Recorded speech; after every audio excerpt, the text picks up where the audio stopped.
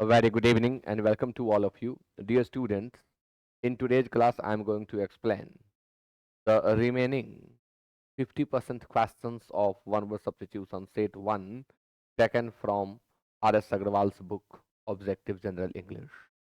And it is day 2, as I told you, that the remaining 50% questions of set 1 of one word substitution I am going to explain now. And these are my social sites, and you are welcome. Question number 24. One who forcibly seizes control of a bus और an aircraft, वह जो जबरदस्ती अपने नियंत्रण में किसी बस या एयरक्राफ्ट को ले लेता है उसे क्या कहते हैं? कमेंट करके सभी लोग जल्दी बताएं। क्वेश्चन नंबर 24 आपके सामने है, जल्दी आप सभी कमेंट करें। A pirate, B swindler, C hijacker and D pilferer. तो पायरेट मीन्स होता है समुद्री डाकू या समुद्री लुटेरा। स्विंडलर ठग, जो चकमा देकर के ठग ले उसे हम स्विंडलर कहते हैं। हाईजैकर लुटेरा, पिलफरर चोर। तो यहाँ हाईजैकर का यूज होता है जो इस तरह से एयरक्राफ्ट को या बस इत्यादि को अपने कब्जे में ले लेते हैं किसी खास मांग की पूर्ति कराने के लिए, उन्हें हम हाईजैकर कहते हैं। हिंदी मीनिंग लुटेरा ही होता है। Question number 25, the act of killing one's wife. One's wife यानी अपने पत्नी की हत्या के काम को क्या कहते हैं? पत्नी की हत्या को क्या कहेंगे? कमेंट करें सभी लोग बहुत जल्द।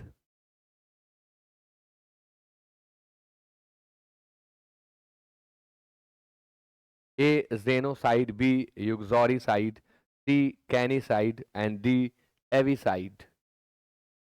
तो 25, जेनोसाइड नरसंहार होता है। The murder of all the people of a particular race, religion ETC. किसी खास रेस, जाति या धर्म के लोगों की हत्या को हम नरसंहार कहते हैं, जेनोसाइड कहते हैं। जीन से जेनोसाइड बनता है। एक्सोरिसाइड, जिनमें साइड लगा हो वे सभी हत्या को ही व्यक्त करते हैं, यह भी आपको याद करना चाहिए। The killing of one's wife, पत्नी की हत्या को एक्सोरिसाइड कहते हैं। कैनिसाइड डॉग की हत्या है और एविसाइड बर्ड की हत्या है। एवी, एवियरी, एवी से बने हुए शब्द बर्ड को व्यक्त करते हैं। कैनी से बने हुए शब्द डॉग को व्यक्त करते हैं। ये सब आप याद करेंगे तो हेल्प मिलेगा। 25 का आंसर बी होगा। क्वेश्चन नंबर 26 आपके सामने, a government by the nobles. A government by the nobles को क्या कहेंगे? आंसर दिया जाए। A government by the nobles, a government by the nobles, जो अभिजात लोग हैं, कुलीन हैं, उनके द्वारा शासित सरकार को क्या कहते हैं? A democracy, B bureaucracy, C autocracy and D aristocracy. Democracy प्रजातंत्र, लोकतंत्र, ए गवर्नमेंट ऑफ पीपल और a government of representatives elected by people. तो डेमोक्रेसी तो होगा नहीं। ब्यूरोक्रेसी नौकरशाही, इसमें गवर्नमेंट ऑफ ऑफिशियल्स होता है। Government of officials. ऑटोक्रेसी, जिसमें पूरे राज का यानी पूरे सिस्टम का पावर एक ही के हाथ में हो, उसे हम ऑटोक्रेसी कहते हैं। और एरिस्टोक्रेसी, शिष्ट जन, अभिजात वर्ग या अभिजात वर्ग का शासन, इसे हम एरिस्टोक्रेसी कहते हैं। यानी 26 का आंसर डी होगा। 27 आपके सामने, anything written in a letter after it is signed.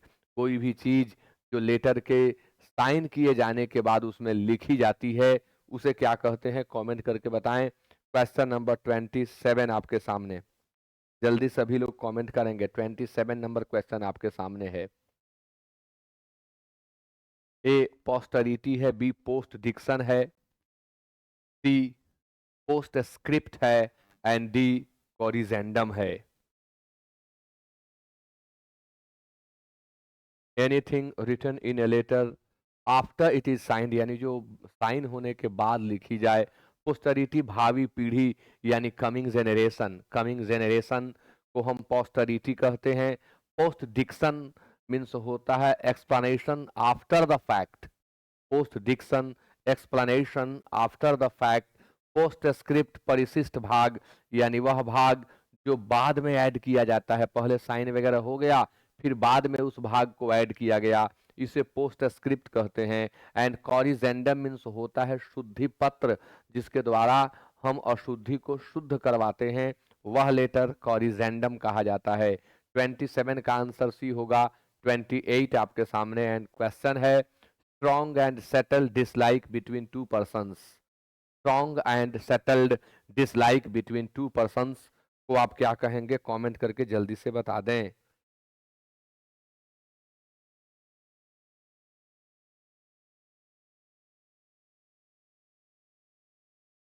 Strong and settle dislike between two persons, दो लोगों के बीच वह डिसलाइक जो स्ट्रॉन्ग है और सेटल्ड है, यानी वो सेट कर गई है, अब वो दूर होने वाली नहीं है, ऐसी डिसलाइक को हम क्या कहते हैं। अपथी मीन्स होता है लैक ऑफ इंटरेस्ट और कंसर्न, उदासीनता, आप इसे इनडिफरेंस कह सकते हैं, दूसरे शब्द में इनडिफरेंस कह सकते हैं। हैट्रेड यानी घृणा, हैट्रेड यानी घृणा, लाइकिंग का opposite word hatred. Antipathy means होता है घृणा, लेकिन कैसा, तो strong feeling of not liking somebody something, यानी इसे आप डिसलाइक कह सकते हैं। तो यहाँ पर तो वही चीज कहा गया ना, सेटल डिसलाइक, इसलिए आंसर एंटीपैथी होगा। और एनिमोसिटी द्वेष है, वैर भाव है, यह भी स्ट्रॉन्ग फीलिंग है, इसमें एंगर आता है, तो आंसर एंटीपैथी होगा, दोनों के बीच अंतर होता है। एनिमोसिटी शत्रुता को बताता है, शत्रुता को, दुश्मनी को बताता है, और एंटीपैथी कहता है कि भाई हम उससे मेल नहीं खाते हैं और इसके कारण हम दोनों में लाइकिंग नहीं है, तो आंसर 28 का सी होगा। 29 आपके सामने, a song embodying religious and sacred emotions, वह सॉन्ग जिसमें सैक्रेड इमोशंस होते हैं और रिलीजियस इमोशंस होते हैं, उस सॉन्ग को हम क्या कहते हैं। ऑप्शन ए में लिरिक है, बी में ऑड है, सी में हीम है और डी में बैलेड है। Lyric, ode, hymn and ballad, M के बाद एन साइलेंट होता है। लिरिक आत्मा विव्यंजक का मतलब expressing personal feelings and thoughts, जैसे गाने का लिरिक्स, यानी गाने का लिरिक्स मतलब गाने के शब्द, उन्हें हम लिरिक्स कहते हैं, जो किसी की अभिव्यक्ति होती है। ओड मीन संबोधन कविता, वह पोम जिसमें पोट ने इस तरह से लिखा कि किसी को संबोधित किया गया, जैसे इंटरमीडिएट में एक पोम है sweetest love I don't go, sweetest love I don't go में जॉन डन अपनी पत्नी को संबोधित करते हैं और वो पोम संबोधन में ही लिखी गई है, तो वह पोम जो किसी को संबोधित कर रही हो उसे हम ओड कहते हैं। संबोध गीत भी कहा जाता है, संबोधन कविता भी कहते हैं।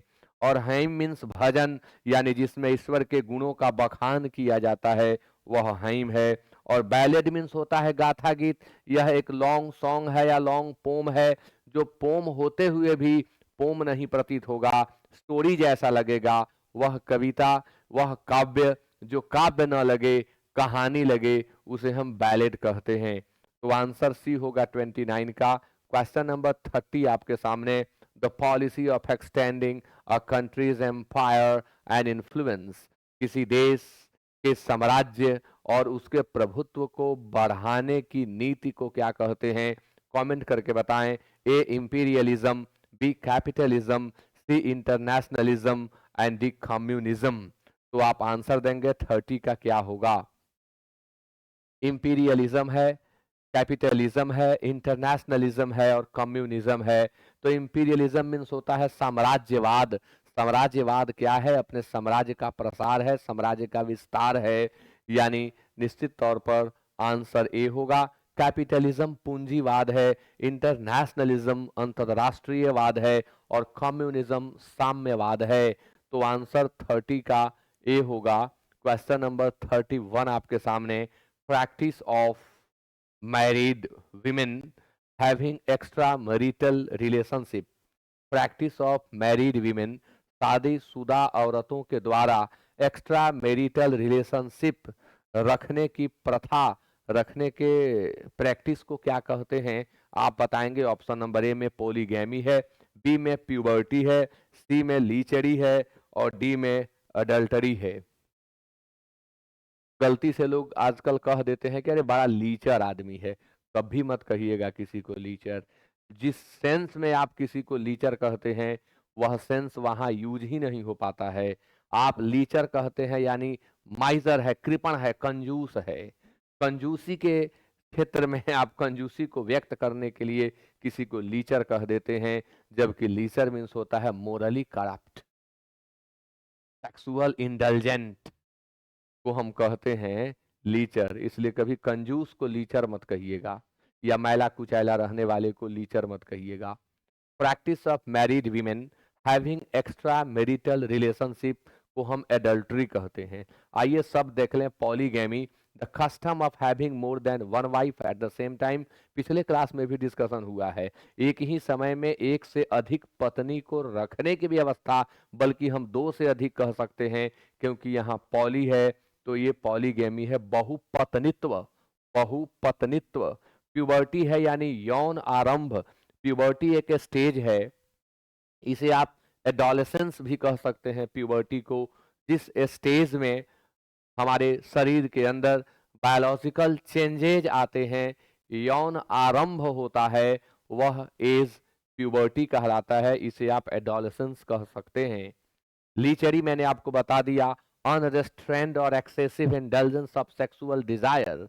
वह व्यक्ति लीचर है जिसके अंदर उठने वाले सेक्सुअल डिजायर को कंट्रोल न किया जा सके। तो कभी किसी कंजूस को या मैला गंदा कुचैला रहने वाले को लीचर मत कहिएगा आप। और एडल्ट्री मतलब हिंदी में व्यभिचार कहते हैं इसे। व्यभिचार, व्यभिचार ही यह है जिसमें एक्स्ट्रा मैरिटल रिलेशनशिप औरतों का दूसरों के साथ होता है। तो 31 का आंसर डी होगा। 32 अ वर्कमैन हु फिट्स होगा यहाँ। A workman who fits and repairs pipes. वह वर्कमैन जो पाइप को फिट और रिपेयर करता है उसे क्या कहते हैं आप कमेंट करेंगे। ए में मैकेनिक है, बी में ब्लैक स्मिथ है, सी में प्लम्बर है और डी में टेक्नोक्रेट है। आंसर क्या होगा आप कमेंट करके बताएंगे। मैकेनिक होगा कि ब्लैक स्मिथ होगा कि प्लम्बर होगा कि टेक्नोक्रेट होगा। तो मैकेनिक हम मिस्त्री को कहते हैं, जो मैकेनिक्स में रिपेयर का काम करता है वो मैकेनिक है। और ब्लैक स्मिथ मतलब लोहार होता है, जो लोहा का काम करता है उसे हम ब्लैक स्मिथ कहते हैं। प्लम्बर नल इत्यादि का मिस्त्री प्लम्बर कहलाता है। टेक्नोक्रेट मतलब टेक्निकली स्किल्ड ग्रुप का व्यक्ति। जो लोग टेक्निकली स्किल्ड होते हैं उन्हें टेक्नोक्रेट कहा जाता है। तो 32 का आंसर सी होगा। 33 आपके सामने, part of a church in which bells hang. Church का वह भाग या वह कमरा या वह हॉल जिसमें बेल्स लटके होते हैं उसे क्या कहते हैं। ए में है मीनारेट, बी में है चैपल, सी में है बेल फ्राई और डी में है स्पायर। कमेंट करके बताएंगे आप।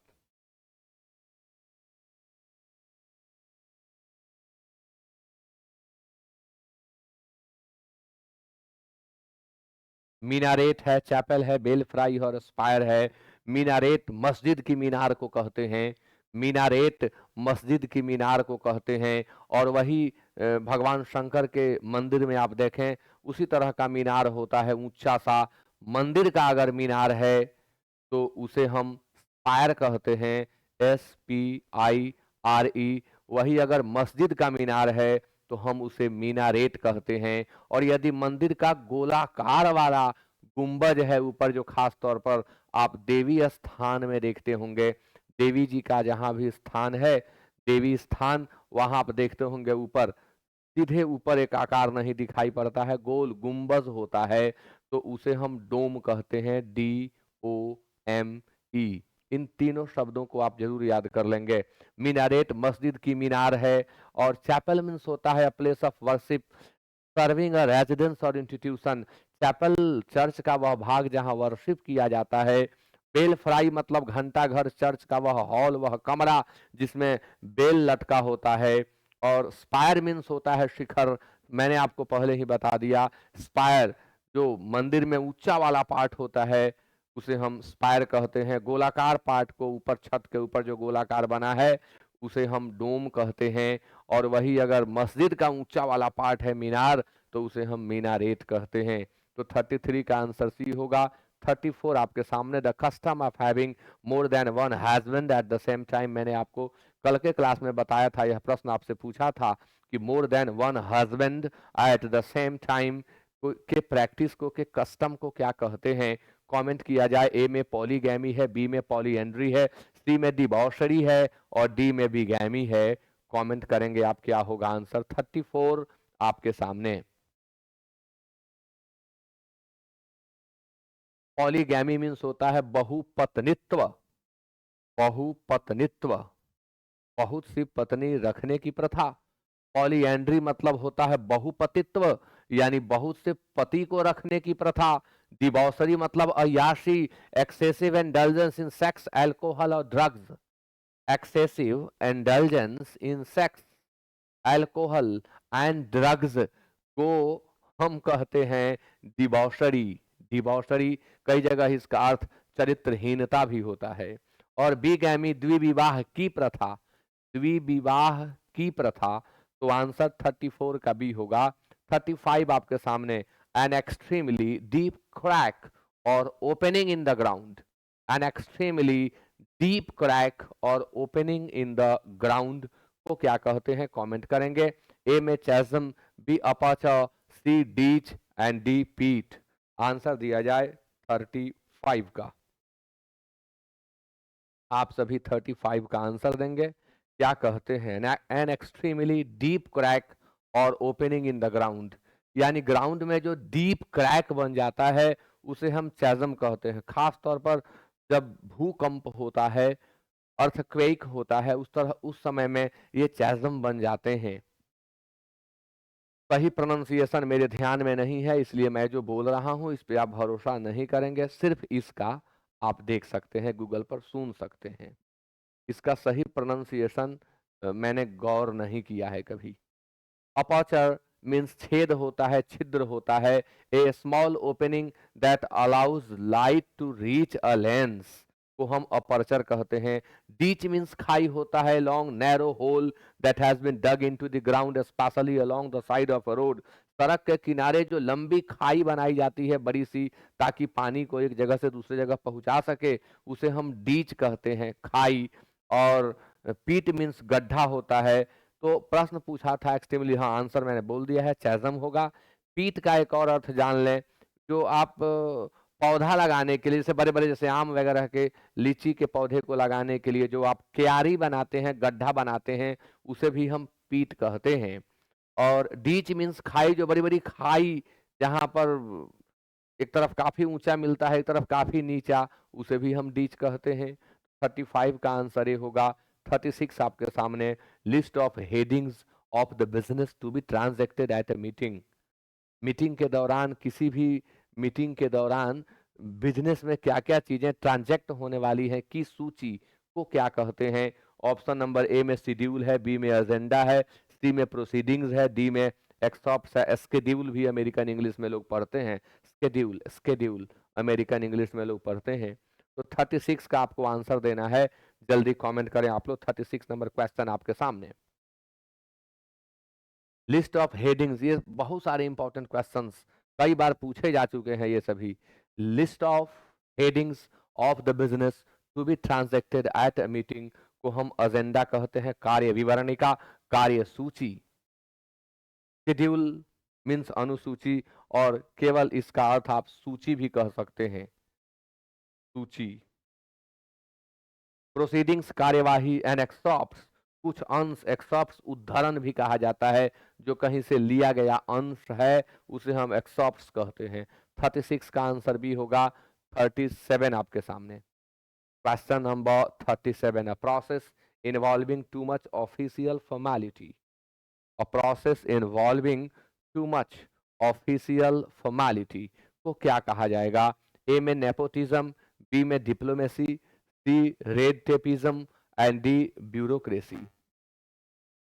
टू मच ऑफिशियल फॉर्मेलिटी यानी बहुत अधिक औपचारिकता, बहुत ज्यादा अनावश्यक औपचारिकता को हम लाल फीताशाही कहते हैं। नेपोटिज्म मीन्स होता है भाई भतीजावाद, इसमें हम अपनों का पक्ष करते हैं, अपनों का पक्ष नेपोटिज्म कहलाता है। डिप्लोमेसी कूटनीति, रेड टेपिज्म लाल फीताशाही, अति औपचारिकता को हम लाल फीताशाही भी कहते हैं। तो आंसर सी होगा। एंड डी में है ब्यूरोक्रेसी नौकरशाही, यानी गवर्नमेंट ऑफिशियल्स के द्वारा शासित सरकार को ब्यूरोक्रेसी कहा जाता है। तो 37 का आंसर सी होगा। 38 आपके सामने, 38 का आंसर देंगे। The place where public government और historical records are kept, the place where public government और हिस्टोरिकल रिकॉर्ड्स आर kept, वह स्थान जहां सार्वजनिक, सरकारी और ऐतिहासिक अभिलेखों को रखा जाता है, उस स्थान को हम क्या कहते हैं? तो आप आंसर देखिए। कॉफर मीन्स होता है लोहा का संदूक, जिसे आप तिजोरी भी कह सकते हैं। लोहा का संदूक जिसे आप तिजोरी भी कह सकते हैं। बी में पेंट्री भंडार गृह, जहां फूड संरक्षित किया जाता है, रखा जाता है, उसे हम पैंट्री कहते हैं। खलरी बर्तन मांजने की जगह, किचन के ठीक बगल में जो बर्तन मांजने की जगह हो उसे हम स्कलरी कहते हैं। और आर्काइव्स मीन्स होता है अभिलेखागार, जहां हम हिस्टोरिकल, पब्लिक और गवर्नमेंट रिकॉर्ड्स को कीप करते हैं। यानी 38 का आंसर डी होगा।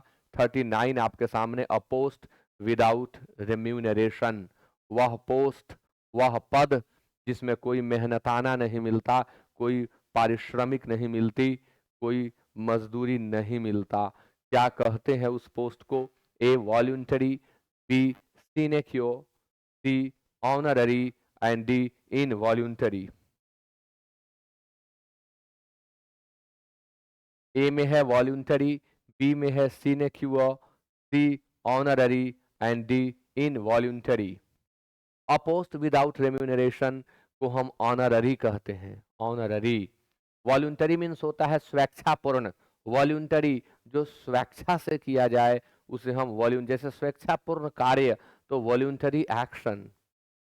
सिनेक्यो मीन्स ऐसा काम, ऐसा जॉब जहां काम ना के बराबर है और सैलरी अच्छी खासी है, उसे सिनेक्यूआ कहते हैं। सिनेक्यूआ जहां काम नदारद है और पैसा भरपूर है, यानी कार्यभार रहित नौकरी, नौकरी है कार्यभार है ही नहीं, ना के बराबर काम है या है ही नहीं। ऑनररी अवैतनिक यानी बिना वेतन के। और इन वॉल्यूंटरी, वॉल्यूंटरी का अपोजिट वर्ड है इन वॉल्यूंटरी, यानी बिना इच्छा के, अनैच्छिक। 40 large scale departure of people, large scale departure of people को क्या कहते हैं? कमेंट करेंगे। ए में माइग्रेशन है, बी में एमिग्रेशन है, सी में इमिग्रेशन है और डी में एक्सोडस है। आप सभी कमेंट करें कि आंसर क्या होगा, माइग्रेशन होगा कि एमिग्रेशन होगा कि इमिग्रेशन होगा या एक्सोडस होगा। क्वेश्चन नंबर 40 का आप सभी आंसर जल्दी से कर दें। क्वेश्चन नंबर 40 आपके सामने है। लार्ज स्केल डिपार्चर, इसका अपोजिट वर्ड भी आपसे पूछूंगा कि इसका अपोजिट क्या होगा। माइग्रेशन मीन्स प्रवास होता है, प्रवसन होता है, movement of a group of people और animals from one place to another को हम माइग्रेशन कहते हैं। एमिग्रेशन मतलब प्रवासी काम इत्यादि के सिलसिले में दूसरे जगह जा करके बसने का काम एमिग्रेशन है। दूसरे जगह जा करके बस जाने का काम एमिग्रेशन है। और कहीं से आ करके बस जाने का काम इमिग्रेशन है। और एक्सोडस को हिंदी में बहिर्गमन कहते हैं। A situation in which many people leave a place at the same time, जिसमें बहुत सारे लोग एक ही समय स्थान छोड़ दें। इसमें मवेशी नहीं आएंगे, इनमें बर्ड्स नहीं आएंगे। और माइग्रेशन में सब आते हैं। माइग्रेशन बर्ड्स का भी होता है, माइग्रेशन एनिमल्स का भी होता है, लेकिन एक्सोडस केवल ह्यूमन बींग्स के लिए यूज होता है। और इसका अपोजिट वर्ड क्या होगा एक्सोडस का, आप कमेंट करके बता दें। तो आंसर 40 का डी होगा। एक्सोडस का एंटोनिम क्या होगा? मैं थोड़ा वेट कर लेता हूं, जल्दी आप सभी कमेंट कर दें। एक्सोडस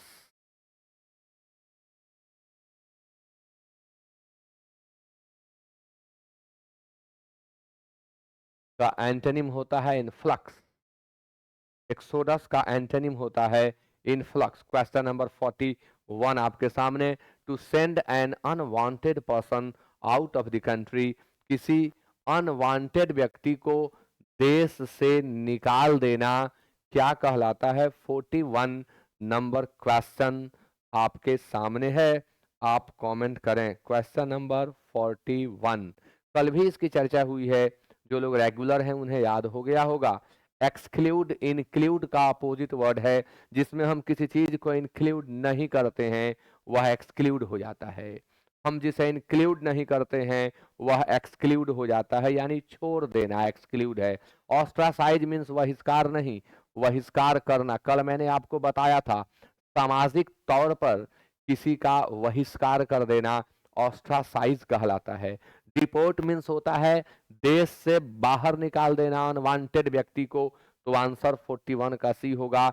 और एक्सपेट्रिएट मीन्स होता है निर्वासित व्यक्ति, a person who lives outside his her own country. वह व्यक्ति जो निर्वासित हो गया है उसे हम एक्सपेट्रिएट कहते हैं, निर्वासित व्यक्ति।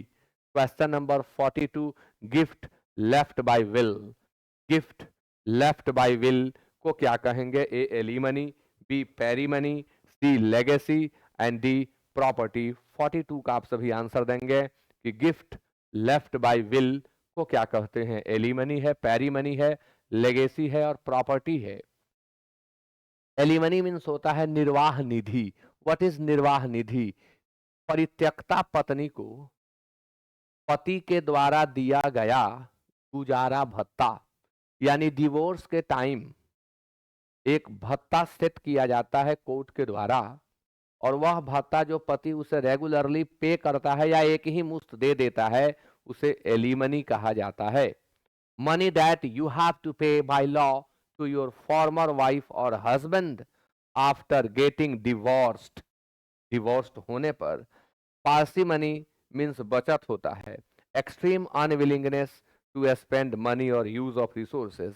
लेगेसी मीन्स परंपरा होता है, और लेगेसी को ही हम कहते हैं गिफ्ट लेफ्ट बाय विल, यानी लेगेसी किसी की मिल गई, यानी किसी की धन को आपने इनहेरिट कर लिया, उसने अपने इच्छा से वसीयत कर दिया आपके नाम, यानी आपको लेगेसी प्राप्त हो गई। तो आंसर 42 का सी होगा।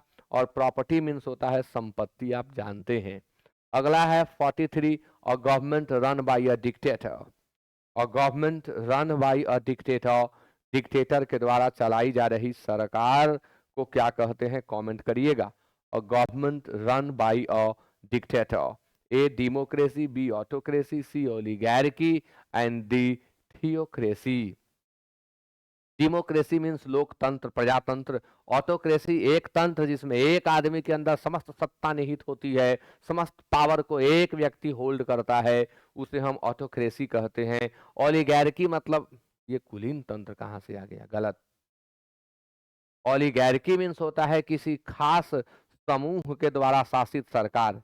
किसी खास समूह के द्वारा शासित सरकार को हम ओलिगैर्की कहते हैं। Small group of people having control of a country और ऑर्गेनाइजेशन। किसी खास समूह के द्वारा शासित सरकार को ओलिगैर्की कहते हैं। और थियोक्रेसी मीन्स होता है ईश तंत्र, साधु संतों का तंत्र या ईश तंत्र। गॉड के द्वारा जो सत्ता चलाई जाती हो उसे हम थियोक्रेसी कहते हैं। तो government run by a dictator को ऑटोक्रेसी कहते हैं। जब समस्त पावर एक ही व्यक्ति के हाथों में आ जाती है तो वह निरंकुश तो हो ही जाता है। आंसर 43 का बी होगा। 44, a poem written on the death of someone loved and lost। वह जो किसी का प्यारा था, किसी का प्रियतम था और वो मर गया, उसकी मृत्यु पर जो कविता लिखी गई, जो काव्य रचना की गई, उसे क्या कहते हैं? ओड है, एपिक है, सोनेट है और एलेजी है। मैं आपको पहले ही बता चुका हूं कि ओड क्या है, एपिक क्या है, सोनेट क्या है, एलेजी क्या है। देखिए, ऑड मतलब संबोध गीत होता है, संबोध गीत, संबोधन गीत भी कहते हैं, संबोधन कविता भी कहते हैं। दूसरा वर्ड है एपिक, महाकाव्य है, एपिक महाकाव्य से सोनेट, गाथा। सोनेट को वास्तव में हम गाथा तो कह सकते हैं, लेकिन बेहतर होगा कि हम कहें चतुष्पदी कविता। और स्टैंजा ऑफ 14 लाइन्स, चतुष्पदी कविता को हम सोनेट कहते हैं, sonnet. Shakespearean sonnet and Petrarchan sonnet, sonnet दो तरह के होते हैं। चतुष्पदी कविता 14 पंक्तियों की कविता, a poem of 14 lines, a stanza of 14 lines को हम सोनेट कहते हैं। एलेजी मीन्स होता है शोक गीत। एक बार सभी स्टैंजा को बोल जाता हूं, ध्यान से सुनिएगा, ध्यान से सुनिएगा आप। अ स्टैंजा ऑफ 1 लाइन को मोनो स्टीच कहते हैं। अ स्टैंजा ऑफ 2 लाइन्स को कॉपलेट कहते हैं। अ स्टैंजा ऑफ 3 लाइन्स को टर्सेट कहते हैं। अ स्टैंजा ऑफ 4 लाइन्स को क्वैट्रेन कहते हैं। अ स्टैंजा ऑफ 5 लाइन्स को क्विंटेन या क्विंटेट कहते हैं। अ स्टैंजा ऑफ 6 लाइन्स को सेस्टेट कहते हैं। अ स्टैंजा ऑफ 7 लाइन्स को हेप्टास्टिच कहते हैं या सेप्टेट कहते हैं। अ स्टैंजा ऑफ 8 लाइन्स को ऑक्टेव कहते हैं। अ स्टैंजा ऑफ 9 लाइन्स को नॉनेट कहते हैं। अ स्टैंजा ऑफ 10 लाइन्स को डीजेन कहते हैं। अ स्टैंजा ऑफ 11 लाइन्स को रॉन्डेल या राउंडेल कहते हैं। अ स्टैंजा ऑफ 12 लाइन्स को स्कॉटिश स्टैंजा कहते हैं। अ स्टैंजा ऑफ 13 लाइन्स को रॉन्डेल या राउंडेल कहते हैं। And a stanza of 14 lines को सोनेट कहते हैं। और इसके बाद के लाइंस का एक्सप्रेशन नहीं मिलता है। आइए आगे बढ़ें। हाँ, तो poem written on the death of someone, किसी का कोई प्यारा है, प्रियतम है, उसकी मृत्यु हो गई, उस पर कोई पोम लिखा गया, इसे अलेजी कहते हैं, शोक गीत। अब आप बताएंगे कि शव जलते समय या दफन संस्कार के दौरान जो गीत लिखी जाती है, जो कविता लिखी जाती है, उसे क्या कहते हैं? वह पोम जो कंपोज उस समय कर दिया गया जब किसी का फनेरल चल रहा हो, लास्ट राइट्स चल रहा हो, उसे क्या कहते हैं? कमेंट करके बताएं आप। तो सब तो मैंने बता ही दिया, आंसर 44 का डी होगा, 44 का डी होगा। उसे दर्ज कहते हैं, DIRGE। इसे भी हम शोक गीत ही कहते हैं, लेकिन एकदम कब्र पर, वहीं पर रच दिया जाता है, उसी समय रचना कर दी जाती है, यह दर्ज है। अगला क्वेश्चन 45 आपके सामने। One who is determine to exact full vengeance for wrong done to him. 45, one who is determine to exact full vengeance for wrongs done to him. वह जो पूर्ण बदला लेने के लिए, जिसके उसके साथ कुछ गलत किया गया है, रॉन्ग किया गया, और एकदम संपूर्ण बदला लेने के लिए तत्पर है, उसे क्या कहते हैं? Vindicator, user, vindictive and virulent. तो विंडिकेटर मीन्स होता है बचाने वाला या सिद्ध करने वाला, प्रमाणित करने वाला। यूजर मीन्स होता है सूदखोर, यानी one who lends money at high rate of interest. One who lends money at high rate of interest को हम यूजरा कहते हैं। और विंडिक्टिव मतलब होता है प्रतिशोधी, वह जो प्रतिशोध निश्चित तौर पर ले, वह जो निश्चित तौर पर बदला ले ले, उसे हम विंडिक्टिव कहते हैं। वीरुलेंट, विषैला, वीरुलेंट हानिकारक भी होता है।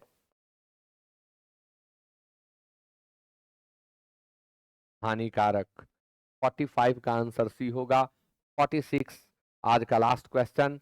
अ person who believes that pleasure is the chief good, वह व्यक्ति जिसकी नजर में प्लीजर ही सबसे प्रधान चीज है, उस व्यक्ति को क्या कहते हैं? जिसके नजर में सुख ही सब कुछ है, उस व्यक्ति को क्या कहेंगे? स्टोइक मीन्स होता है वैरागी। ना ना, अभी क्यों बताऊं, पहले आप कमेंट कर लें। 46 का आप कमेंट करें। A stoic, B hedonist, C epicure and D sensual.